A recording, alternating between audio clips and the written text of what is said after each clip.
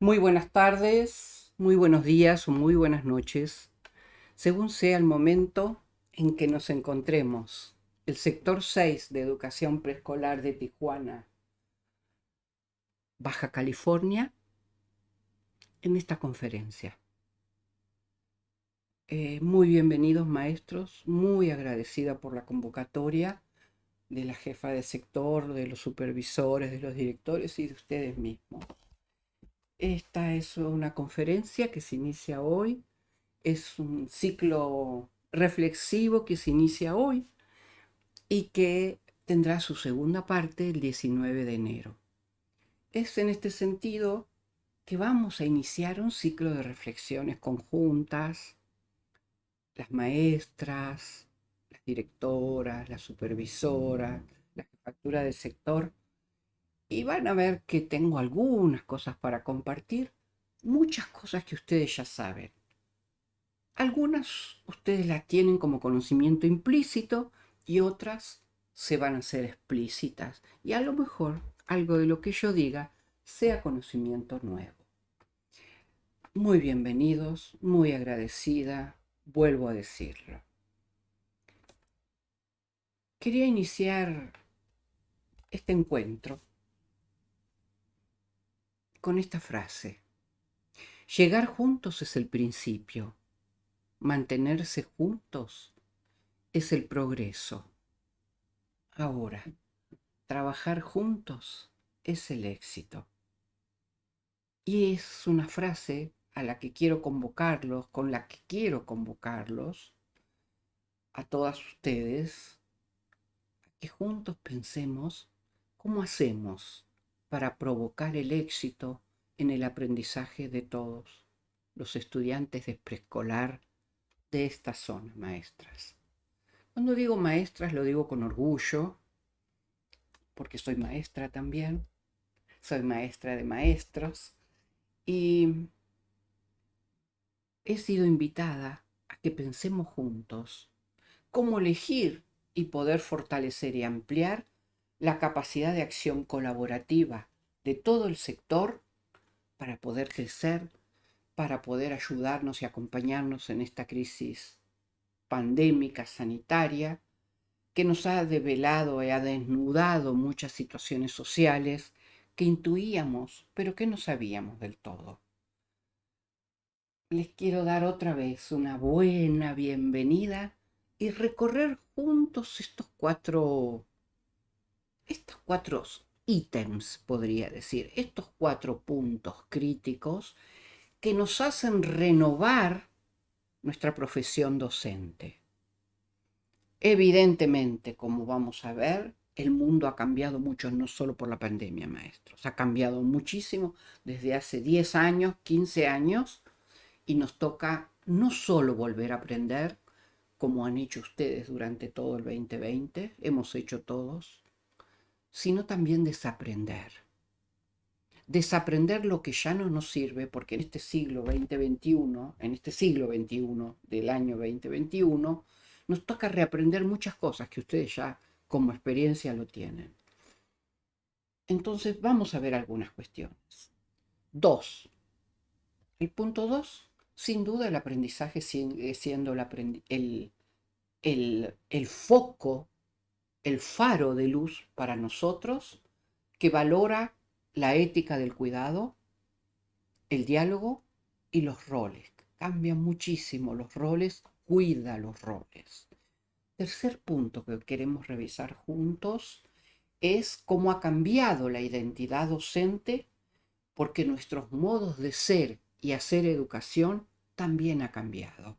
Hoy privilegiamos muchos y necesitamos roles colectivos y de colaboración, y eso es un cambio radical, maestros. Se dice fácil, pero hacerlo lleva mucha capacidad de concentración, de autoevaluación, de, y de resiliencia y de insistencia para cambiar. La insistencia cuando uno quiere cambiar es una capacidad de la inteligencia. Entonces, pongamos todo. Y sin duda, un cambio radical también que hemos vivido todos nosotros es la incorporación de lo digital como punto de apalancamiento para hacer educación, porque están cerrados los edificios, no la educación. Y en eso quiero agradecerles profundamente que ustedes también sean un colectivo que han tenido presente la vulnerabilidad de los niños y de los estudiantes y han mantenido abierta esa llama y esa capacidad y vocación de trabajo profesional. Y por último, en esta primer conferencia me gustaría esbozar. ¿Sabemos generar organizaciones sanas? ¿Sabemos hacer escuelas con organizaciones sanas o vivimos en organizaciones muy tóxicas? Nunca más necesario, maestros, para cuidar nuestra salud, nuestro rol profesional y nuestra capacidad de gobernabilidad pedagógica, de aportar cada una de nosotras a esa gobernabilidad pedagógica, que en este momento reflexionemos cómo hacemos para generar organizaciones y escuelas y preescolares sanas, de culturas de trabajo sanas y no tóxicas. Necesitamos cuidar y generar salud adentro de las organizaciones educativas.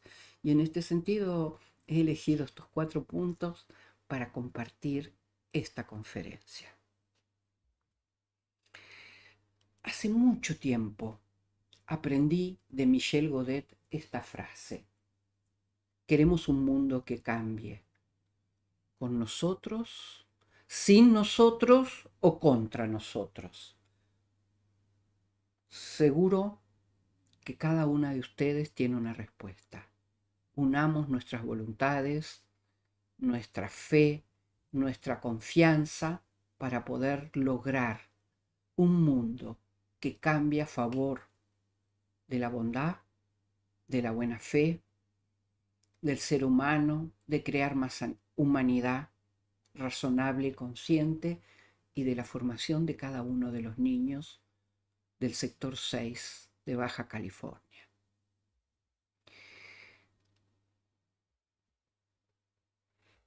Inicio con el primer punto, maestras. El mundo cambia mucho antes del 2020, viene cambiando y rotundamente, y sin duda cambian todas las profesiones. La educación, la profesionalidad educativa también cambia.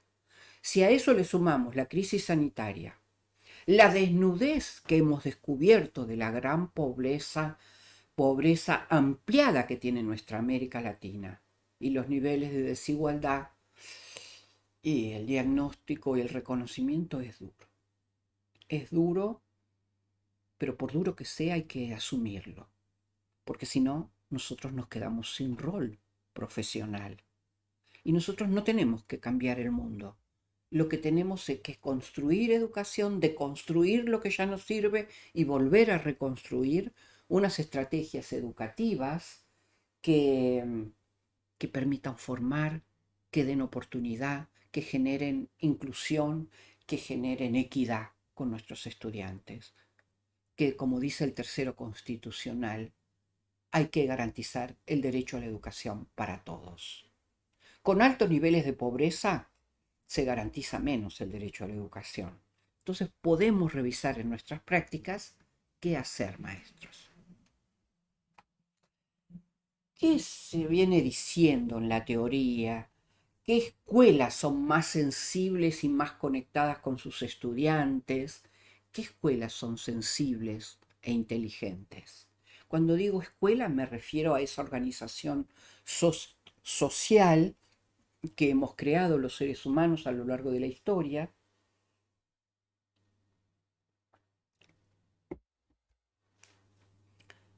y que en este momento el edificio está cerrado, pero no la educación. La escuela sigue funcionando. Gracias a todos nosotros, a todas nosotras, y gracias a muchos actores que tienen la voluntad de que los niñitos tengan oportunidades. ¿Qué características tienen esas escuelas inteligentes? Reconocen la época, saben cuál es la época y qué implicancias tiene. No es igual haber nacido en el siglo XV, en 1950, en 1980, que ser un niño de 5 o 4 años en este momento del mundo. Evidentemente constituye un contexto muy distinto y los niños van a ser también influidos por esos contextos. Hay que estar, para ser una escuela sensible e inteligente, viendo el mundo, viendo la cultura, viendo el conocimiento. ¿Para qué? Para abrazar ese conocimiento y generar los mayores aprendizajes profundos con los niños y de los niños, rescatando sus experiencias de vida, sus modos de vida, las vulnerabilidades de su propia vida. También las escuelas inteligentes y sensibles están integradas al interior de cada grupo, de cada escuela, es decir, saben trabajar en conjunto, maestros. Y ese es un gran desafío. Tal vez, como venía diciendo, sea el desafío más cerquita que tenemos para generar mejora. Poder escuchar a otros, pensar con otros, comunicarnos con otros. Tal vez haya sido una de nuestras mayores vulnerabilidades para aceptar ese desafío, porque lo venimos diciendo desde hace mucho, desde 1995, mucho antes también. La escuela activa, pero hoy lo tenemos que hacer realidad. Así como tenemos que hacer realidad, maestros, tener capacidad y sensibilidad para escuchar los lenguajes, los modos de las familias, aunque sean distópicos a veces, aunque no sean los que esperamos. Tener capacidad, vocación y pasión como docentes para incluirlos con todas las diversidades y con todo el respeto que la diversidad se merece. Como aquí estamos todas juntas de un sector, también tenemos que celebrar que de algún modo esta conferencia implica que hay algunos aspectos de escuelas sensibles e inteligentes que este sector ya tiene, porque en realidad son muchas las escuelas, muchos los docentes, muchas las directoras y las supervisoras y jefas del sector que están incluidas aquí.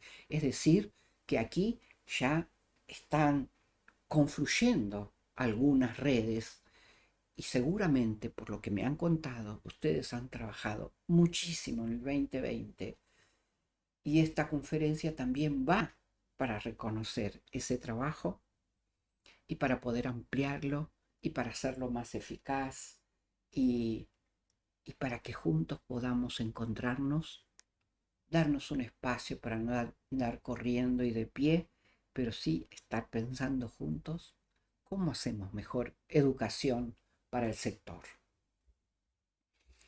Y si ustedes miran para el 2020, maestros, podría decirles yo algunas cuestiones que hemos venido aprendiendo como lecciones en este 2020. Una de las cosas más fuertes que nos ha demostrado es que en educación se aprende desde la experiencia. Muchísimo, maestros. Se aprende desde la teoría, desde los libros, pero la experiencia, la consideración del contexto, la consideración de la situación, la planificación en función de las situaciones de cada una de las instituciones de educación preescolar, no todas planifican lo mismo.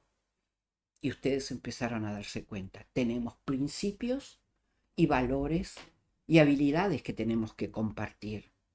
Ahora, lo que hay que resolver en cada una de estas instituciones muchas veces es parecido, pero no es lo mismo. Hay algunos ejes que se dan en todas las instituciones de América Latina,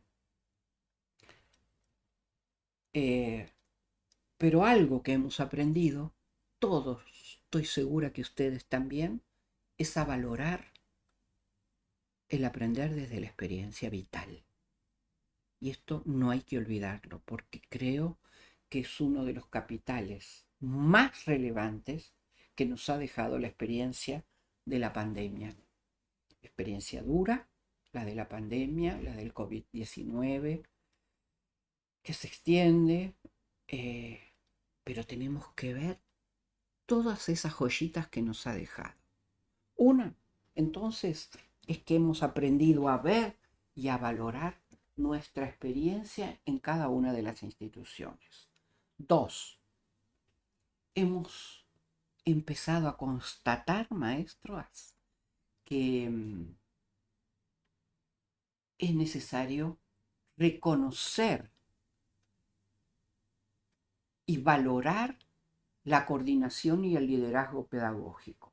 De todos, de todas, porque hay que tener liderazgo pedagógico en cada rinconcito de nuestras aulas, de nuestros grupos, en este caso, de nuestros encuentros online, pero hay que tener un liderazgo y una pasión y una vocación por formar.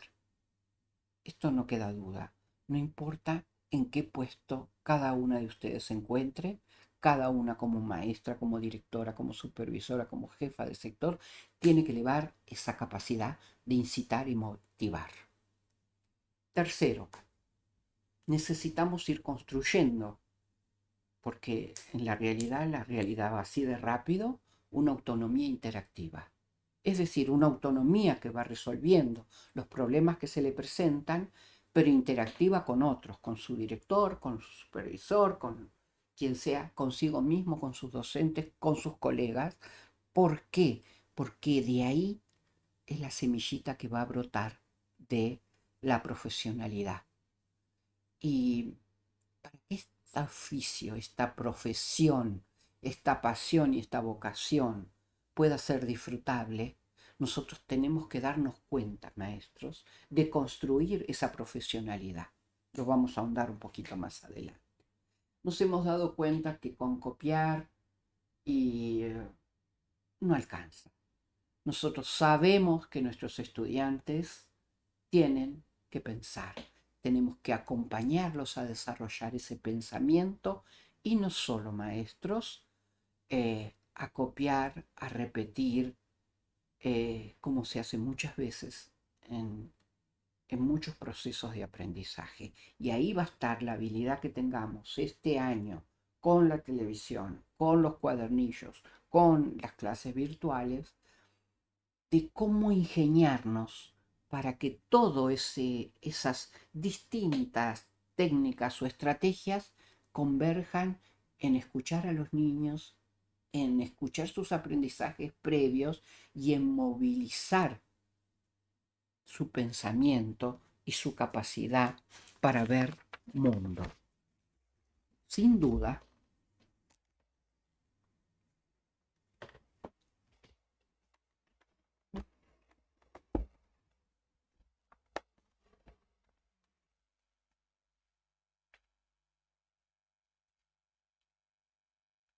sin duda, maestros, también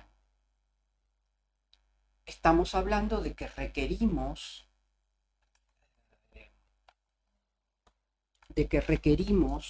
atender estas actuales necesidades con estrategias adecuadas. Estrategias adecuadas que tendrán que ustedes hacer la magia profesional para que funcione. ¿En qué sentido, maestros? En atender las necesidades de los estudiantes, en el punto de apalancamiento en la tecnología, como vamos a decir más adelante, en cómo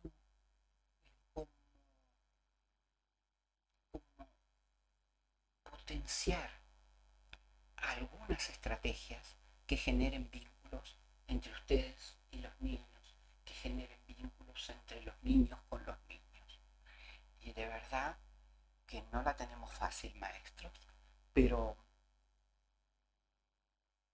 he visto unos preescolares, tengo que confesarles, tengo un nieto que este año en Argentina terminó su preescolar y lo ha vivido hemos vivido prácticamente en confinamiento todo el año, no hemos tenido escuela tampoco.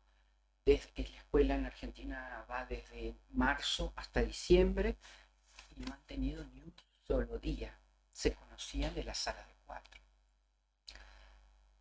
Y me preocupaba muchísimo, pero he visto maestras haciendo cosas tan lindas, tan alegres, tan de juego y a la vez de tanta inclusión y de pensamiento que me ha dado un baño de esperanza, de que ojalá todos los niños que están en la educación pública puedan tener maestras con esa vocación y esa búsqueda de seguir haciendo escuela, escuela para la vida, escuela con inclusión y con equidad, con la búsqueda de no dejar nadie atrás y con la conciencia de que estamos co-creando un tipo de escuelas en momentos en que no podemos utilizar los edificios, en momentos en que los abrazos están lejos, en momentos en que las miradas a veces no son recíprocas. Yo también extraño a mis grupos, a mis equipos, pero no voy a dejar, no voy a bajar los brazos, maestros. Estamos juntos, co-creando el modo de hacer escuela y utilizando toda la tecnología al servicio del aprendizaje. ¿Qué es lo que está en nuestras manos? En todo caso, nos podemos preguntar, maestras. Eh, Nosotros no podemos cambiar el nivel socioeconómico de las familias, no podemos eh, cambiar ese destino económico, financiero, pero sí está en nuestras manos, maestros, cambiar el rumbo educativo, el centro del aprendizaje y valorar a los niños y valorarnos a nosotros por lo que está en nuestras manos hacer. En este sentido, quiero decirles, toda la escuela alfabetiza junta, no es lo que hace la maestra, esta, la 1, la 2, 3. Tenemos que empezar a ver eso que llamamos escuela, que somos nosotros unidos en un equipo, maestros, como una totalidad. Y tenemos que empezar a ver si somos una institución, porque en este momento puede haber una confusión. Yo me llamo María o me llamo Juana o me llamo Perla. Sí, pero integramos un equipo que es la escuela tal del sector 6 de educación preescolar de Tijuana. No nos confundamos. Puede ser que a veces en esta pandemia nos toque trabajar muy solos, geográficamente hablando, espacialmente hablando, pero estamos trabajando en nombre de una institución. Y es en ese sentido que tenemos que convocarnos todos a vernos, a cerrar los ojos o a traer este principito que traje aquí en sus dibujos para que no se nos haga invisible lo esencial. Somos parte de una institución, somos parte de un espacio de educación preescolar de muchos en Baja California, en Tijuana, en el sector 6, y somos muchos los que estamos haciendo una educación preescolar en nombre de una institución. Y por eso a veces también debo reconocer que nos pesa tanto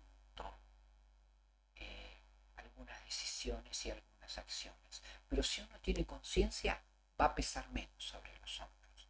Así que mucha cuestión con eso y no se olviden. Hay que volver a leer el Principito. Hay que encontrar modos de reencontrarnos con nuestros niños, con nuestra niña, para disfrutar y para reconocer que algunas analogías y metáforas nos pueden acompañar en esta soledad de la pandemia. Porque nosotros necesitamos, maestros, tener muy claro la luz que emanan de estos dos faros. Por un lado, somos maestras de educación preescolar, ATPs, directoras, supervisoras, jefas de sector, y otro personal que estamos con la luz del faro del aprendizaje, sin duda. Pero también todos esos que somos la comunidad educativa del sector 6 tienen que estar mirando cómo crece cada profesionalidad y la profesionalidad colectiva. Por eso estamos juntos, porque me han invitado del sector 6, me han convocado a que lo pensemos juntos, cómo crece el aprendizaje de los niños y cómo crece nuestra profesionalidad en el sector. Y creo, maestros, yo este concepto, esta palabra china que se llama crisis, que tiene dos zonas, dos ideogramas, quería decir. El de arriba, maestros, fíjense, dice amenaza y el de abajo dice oportunidad. Es decir, que las crisis como concepto pueden solo invocar la amenaza o también visualizar la oportunidad. Hay que ser conscientes que en muchos momentos nuestras emociones nos pueden llevar solo a la amenaza. Respiremos, inspiremos, busquemos un poco más de oxígeno para tratar de ver, como venimos haciendo en esta conferencia, las oportunidades.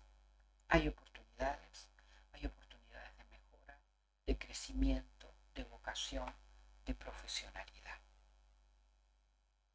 El tercer punto que quería compartir con ustedes tiene que ver cómo ha cambiado hoy día nuestra identidad docente profesional. Porque evidentemente pasar de una educación de cada maestrito con su librito a trabajar colectivamente cambia mucho.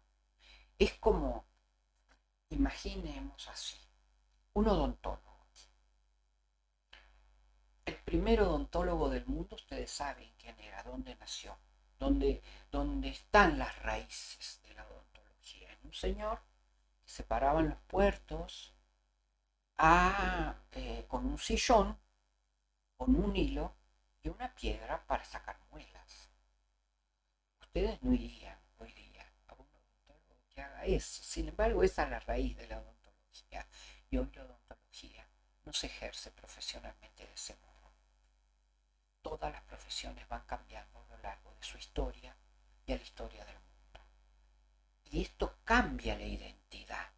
No es igual ese señor con un oficio que se inventó un oficio para sacar muelas en la urgencia de quien amarraba en un puerto, que un profesional de hoy día que tiene toda la parafernalia de las opciones de la odontología de hoy día, que llega a niveles exquisitos, estéticos y demás. Entonces, sí hay un cambio de identidad profesional que no está vinculado solamente a la pandemia.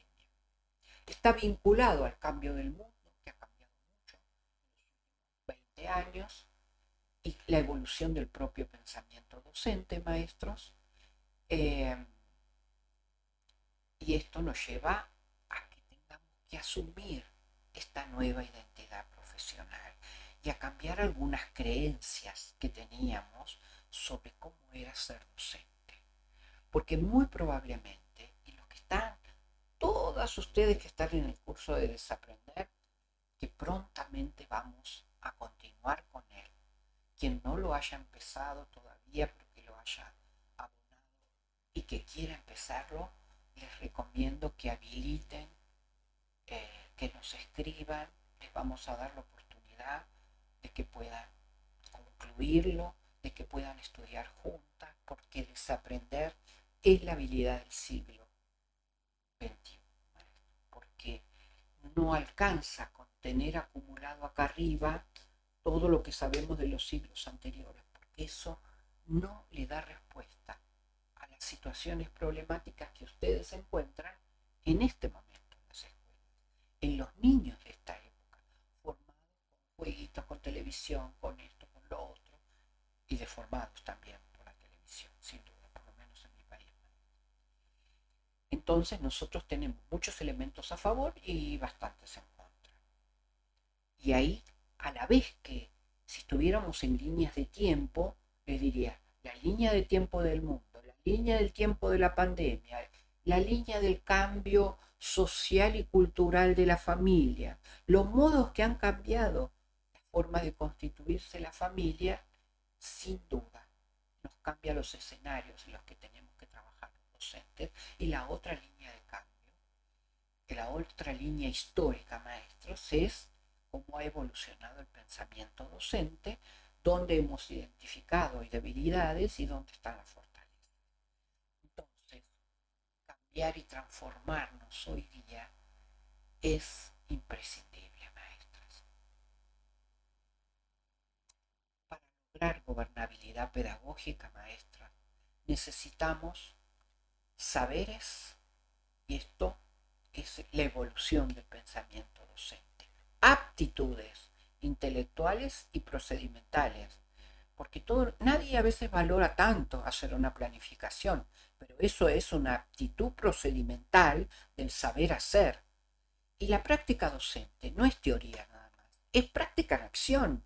Y si uno no conoce cómo resolver situaciones en la acción, y entonces, ¿cómo somos docentes? Es como si un dentista supiera la teoría, pero no sabe entrar al consultorio ni manejar sus herramientas. Entonces, nosotros tenemos que tener mucha capacidad de volver a valorar la amplitud de lo que significa ser docente y aportarle a una buena gobernabilidad pedagógica para formar a todos nuestros niños. Y esto, maestro, lo que hemos descubierto en este último siglo, en estos últimos 20 años del siglo, es la potencia de las emociones y de las actitudes para saber ser y conformar una institución educativa, o sana o tóxica, según como nosotros le aportemos con nuestras actitudes, tendremos una institución tóxica, sana, saludable, donde es más posible convivir, dialogar, escuchar, valorar, tener claro cuáles son los principios y valores. Cuando uno no tiene claro esto, es más difícil formar a los estudiantes, porque porque no interactuamos entre nosotras de maneras saludables y fructíferas para generar escuela. Escuela como concepto social, político, humano, y es el espacio social para formar a las futuras generaciones. Entonces, maestros, esta conferencia yo voy a nombrar de estos PowerPoint algunas cuestiones que tienen que ver con el ser profesional, y lo que les voy a pedir es que no la vean una sola vez, porque algunas cuestiones ustedes las van a tener que leer para no darles más textos una y otra vez, maestras, para encontrarle su propio sentido. Ser un profesional competente, dijimos hasta ahora, hay que reconocer el contexto. No es igual trabajar en una escuela periférica, rural, con 6 alumnos, que en una escuela que tiene 500 alumnos. Y no digo que ni es más fácil ni es más difícil. Hay que saber trabajar en situación y en cada contexto. Hay que reconocer la época y quiénes son los niños de educación preescolar de esa época, que han bebido de esa época, en qué se han embebido en la formación familiar, así como se daba en cada época, y en la formación social, porque no viven adentro de una burbuja, viven en una época. Hay que saber actuar en situación, maestros. Y sin duda que algo que sí hemos hecho en esta época es tratar de dar respuestas en situación de pandemia, en situación de pobreza, en situación de papás que apoyan y mamás que apoyan, reconociendo la legislación, trabajando con otros. En definitiva, nos preocupa mucho, nos ocupa mucho saber y distinguir qué se vale en educación y qué no se vale más. Hace muchos años, maestra, cuando yo inicié mi escuela primaria, yo tuve la suerte de ir a preescolar. A pesar de mi generación, he ido a preescolar y me ha traído muchas ventajas. primer trabajo profesional fue una investigación que pueden encontrar en internet, en mi página web, que tenía que investigar con un equipo de 6 países del mundo. Participaba India también, Chile, Colombia, Canadá. Y la pregunta era si ir a preescolar tenía un impacto en la formación de los estudiantes pequeñitos, en niveles, en situaciones de ruralidad urbana y en distintos niveles socioeconómicos. Y los invito a que lo lean, pero lo que claramente mostraba que los niños de situaciones de mayor vulnerabilidad de zonas rurales llegaban a primero de primaria en condiciones de más oportunidades y más aprendizajes porque habían desarrollado la motricidad fina, eh, porque habían tenido la oportunidad de convivir con otros estudiantes dentro de un espacio, entre comillas, escuela. Fue muy interesante esa investigación que me abrió los ojos sobre cómo podemos influir y cómo puede influir la educación preescolar en la historia escolar de los estudiantes. Porque piensen todo lo que necesita un niñito o una niñita de 6 años cuando no tiene padres escolarizados. Imagínense en este momento eh, el nivel de vulnerabilidad y necesidad que ni siquiera a los 6 años se puede ser muy consciente, rara vez. Pero tenemos una tarea importante, tenemos una tarea y un desafío.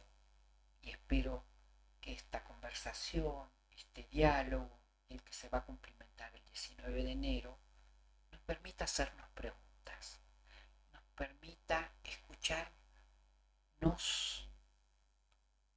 para abrir la escucha hacia otros y a los propios estudiantes. Ser profesional, maestros, no es como antes pensábamos. Voy a nivel preescolar, después voy a la primaria, después voy a la secundaria, educación media superior, después estudio en la normal y ya sé todo. Si algo hemos aprendido a lo largo de la evolución del pensamiento docente, maestros, es que la profesión no es una línea recta. La profesión tiene mucho más que ver con esta espiral que está aquí. Terminamos nuestra formación inicial, terminamos nuestra formación docente y sabemos mucho, pero vamos andando en la línea de la vida que no va en línea recta, como bien podemos confirmar ahora. Encontramos otras problemáticas y todo lo que sabíamos de pronto no sirve más y tenemos que volver a reinventar, a recrear y hoy a recrear con otros. Entonces, la profesionalización es un proceso espiralado, continuo, ¿sí? Que viven todas las profesiones. Nosotros estamos hablando de nuestra profesión, pero piensen en otras. La medicina, la odontología, ¿sí? Cómo han ido cambiando de herramientas, de conceptualizaciones, de modos de hacer y demás. Entonces, lo que hemos aprendido muchas veces en nuestro normal o nuestra licenciatura tiene fecha de vencimiento. Y tener fecha de vencimiento quiere decir hay que desaprender, reaprender y volver a aprender para hacernos de estrategias, de pensamiento, revisar nuestras creencias y limpiarnos de algunas que a veces no nos permiten estar a la altura de los desafíos. Y por eso nos necesitamos como equipos para poder resolver las complejidades de este mundo. Equipo quiere decir el grupo de profesionales que se necesitan entre sí para formar y para lograr un resultado, para formar un solo niñito a lo largo de la historia escolar de ese niño, de su trayectoria escolar, maestro. ¿Cuántos maestros intervienen? Piensen, preescolar, todo básica, todo secundaria, somos muchos. por eso hace falta una constitución clara, como tiene México, como tiene el tercero constitucional, donde la educación es un derecho para todos. Hagámoslo. Y aquí otra vez aparece este tema del equipo. Nosotros estamos muy acostumbradas a ver esta pirámide. Así se organiza históricamente el sistema educativo en todos los países y está muy bien, porque eso es lo que genera la política macro.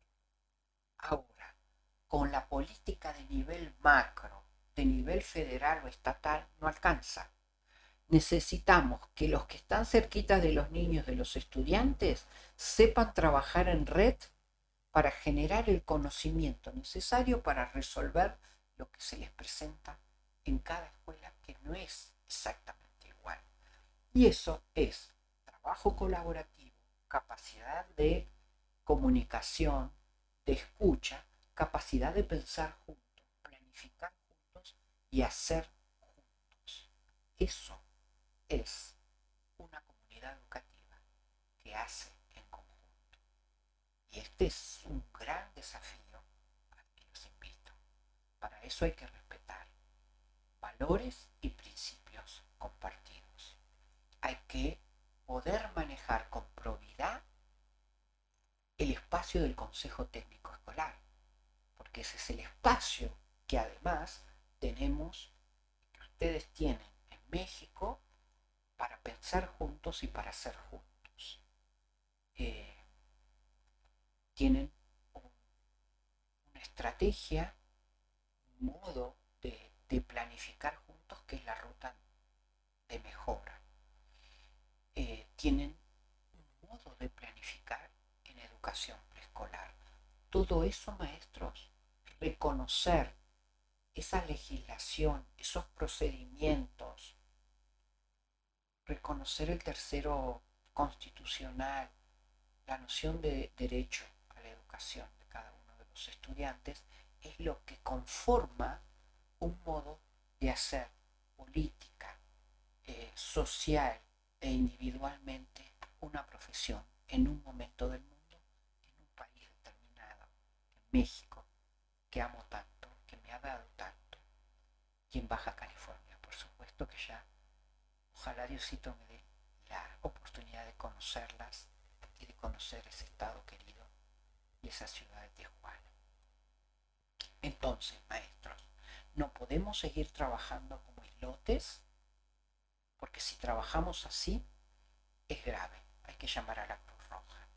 Necesitamos trabajar ATP, maestros, directoras, supervisoras, en conjunto, tejiendo redes interconectadas. No importa qué puesto de trabajo tengas, para generar la mejor educación posible. Y ahora veamos, ¿qué le podemos aportar para que la organización que cada uno de nosotros integra sea sana o tóxica? Esto es muy relevante, porque también aquí se juega nuestra salud emocional, nuestra profesionalidad, nuestra capacidad de seguir aprendiendo, de seguir no solo teniendo una carrera profesional, sino acumular experiencia y tener sabiduría profesional. Porque si no, la docencia es muy ardua y hemos conocido, están escritos muchos informes, donde llegar al final de la carrera con las manos vacías es muy duro.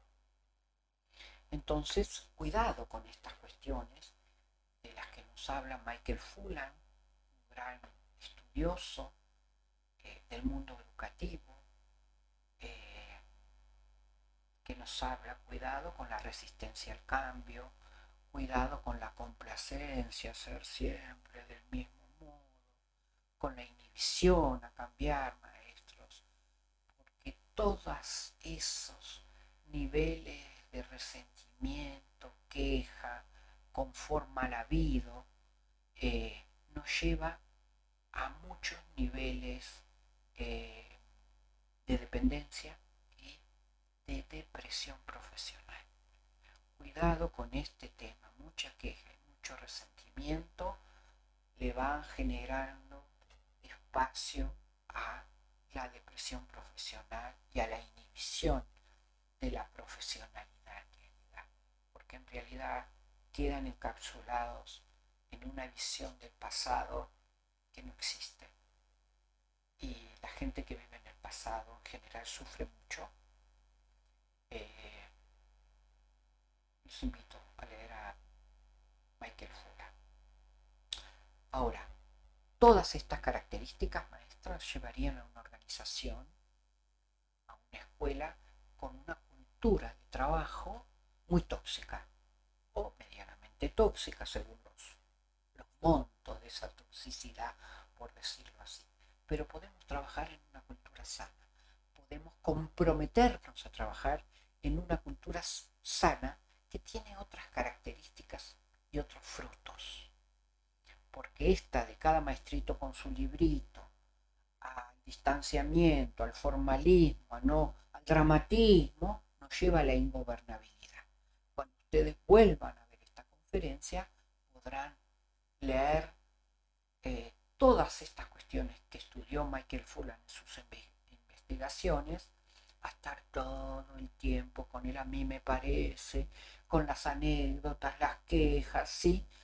No buscan ayuda nunca, siempre hacen más de lo mismo, y esto te puede servir un día, pero si lo mantienes a lo largo de toda tu carrera profesional,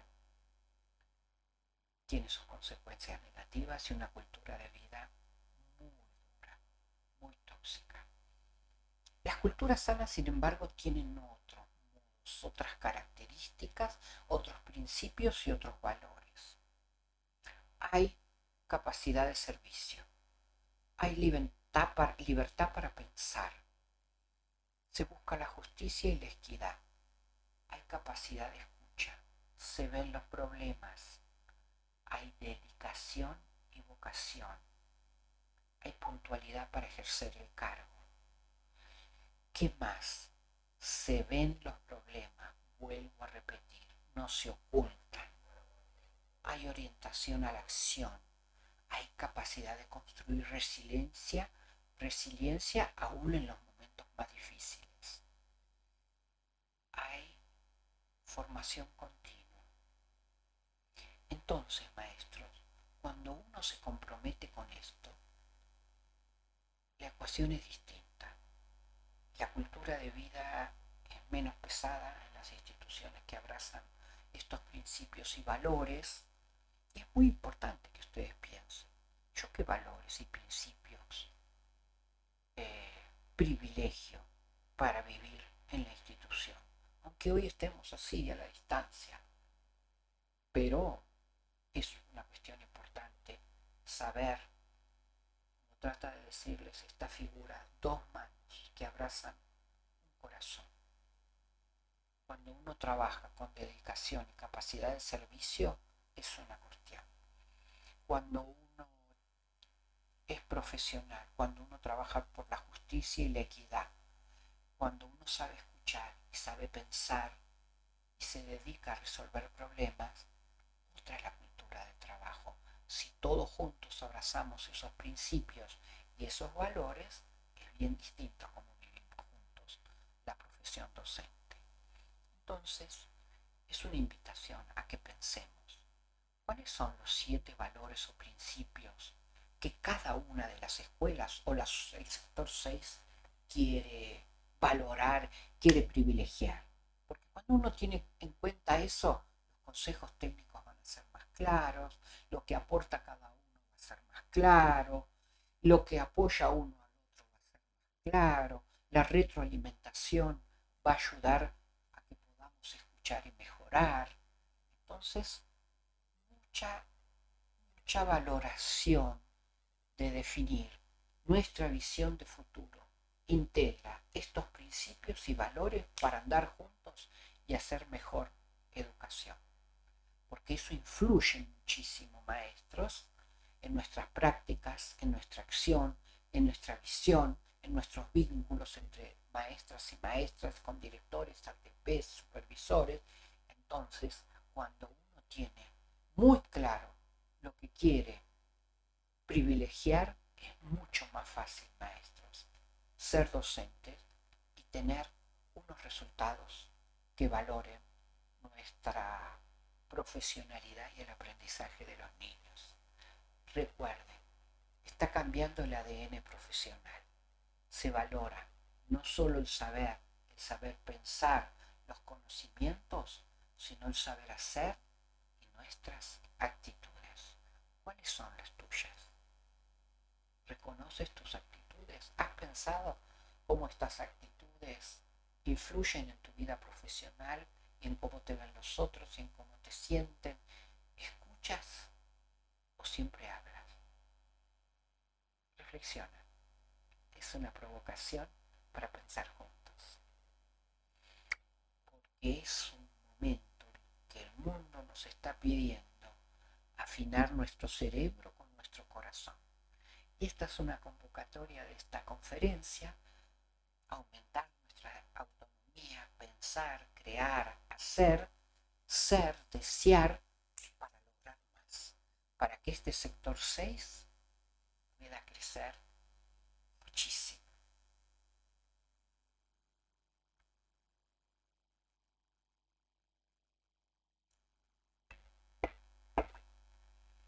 ¿Qué más quiero decirles? Quiero comentarles lo siguiente. Hay una habilidad muy relevante en las organizaciones, en todas, no solo las educativas. O en realidad se lo voy a decir primero de otro modo.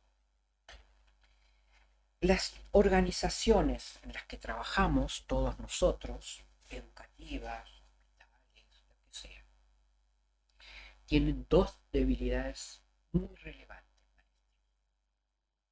que están vinculadas. La primera, a la comunicación, y la segunda, a los vínculos. Y una y otra tienen que ver. Entonces, maestros, les propongo que pensemos la comunicación conscientemente como la habilidad necesaria para mejorar el clima en nuestras organizaciones educativas de educación preescolar. Si la comunicación fracasa, maestras, la inteligencia resuelta fracasa. ¿Y qué es la inteligencia resuelta? Es la que atiende lo educativo en educación. Es la inteligencia que resuelve lo que se presenta. Si yo veo mal, diagnostico mal, porque la comunicación no es solo hablar. Y ahí está la primera debilidad que tiene esta temática. Si la comunicación fracasa, si mi manera de ver, escuchar, oír y comunicar fracasa, no vamos a tener buenos actos educativos. Sin buena comunicación, maestros, los costos en las escuelas son enormes. Fíjense todas las imposibilidades que hay. Con mala comunicación es imposible generar real inclusión. Es imposible ser buen profesional. Es imposible tener una comunicación de apoyo y retroalimentación porque no estamos dispuestos ni a comunicar bien ni a escuchar bien. Sin buena comunicación es imposible liderar y generar clima favorable, buenas convivencias. Todo esto, maestros, hay que tenerlo muy presente. Sin buena comunicación no podemos ser buenos docentes y mucho menos tener muy buenos resultados de aprendizaje. Comunicar desde la institución educativa, desde la educación preescolar o en una reunión con docentes, en un consejo técnico escolar o con madres y padres, implica también tener la capacidad de ver la escuela como una totalidad y reflexionar para tomar las mejores decisiones de mejora que siempre son sistemáticas. Entonces, si uno no sabe ver bien y comunicar y participar en una reunión, fíjense que la comunicación está en toda la escuela.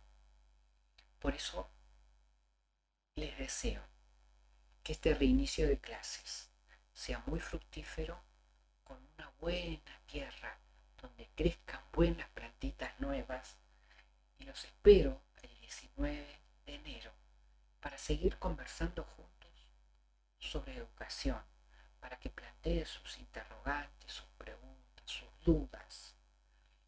Pero yo les pido que vuelvan a escuchar esta conferencia tantas veces como les sea necesario. Muchas gracias. Pero, querido sector 6, para encontrarnos el 19, vamos a revisar entonces cuáles son los valores del sector 6 de educación preescolar de Tijuana, Baja California. ¿Por qué los valores? ¿Por qué son tan importantes? Porque los valores son guías, orientaciones, son una brújula. Es lo que le da sentido a lo que hacemos. Y a veces, a lo mejor, si no conocemos el sentido, es más difícil hacer educación. Por eso les voy a pedir que de esas disvalores y valores que vimos en las últimas filminas y otros que ustedes puedan reconocer y valorar, elijan 5, los más relevantes, y después pongan los demás si quieren. ¿Para qué? Para que pensemos juntos, de aquí al 19, cuáles son los valores que nosotros y que ustedes eligen para el sector 6 para poder poner en un foco grande, iluminado como un faro, todas las prácticas docentes de cada una de las maestras, ATP, directoras y supervisoras. Punto 2. Me gustaría que puedan pensar y reflexionar sobre el tema de la comunicación. Porque escuchar, maestras, es oír, ver y generar sentido también. La comunicación es mucho más que hablar. Y a ese respecto me gustaría que piensen mucho. Los que quieran les puedo compartir algún material, sin ninguna duda, pero necesitamos estar muy atentas todas a que la buena comunicación alienta prácticas más expresivas, más reflexivas, y la institución crece toda y todos nos sentimos mejor. Y les dejo una tarea extra, chiquitita. ¿Qué es la asertividad? ¿Por qué no averiguan? Hoy tenemos ese gran oráculo que es el Google, porque cuando reflexionamos sobre esto, en definitiva, después ustedes van a poder reorganizar las reuniones de pares, las reuniones con los ATPs, pueden reinventar todas las reuniones del sector 6, porque necesitamos una interacción y una autonomía y profesionalidad altísima para generar educación. ¿Se animan? Yo creo que sí. Y por último, les pregunto, ¿cómo va a ser el sector 6? ¿Cómo va a ser para llevar a las prácticas de todo el sector 6 los cambios y transformaciones juntos de los que estamos hablando? Por favor, pensemos juntos, que nos encontramos el 19. Gracias.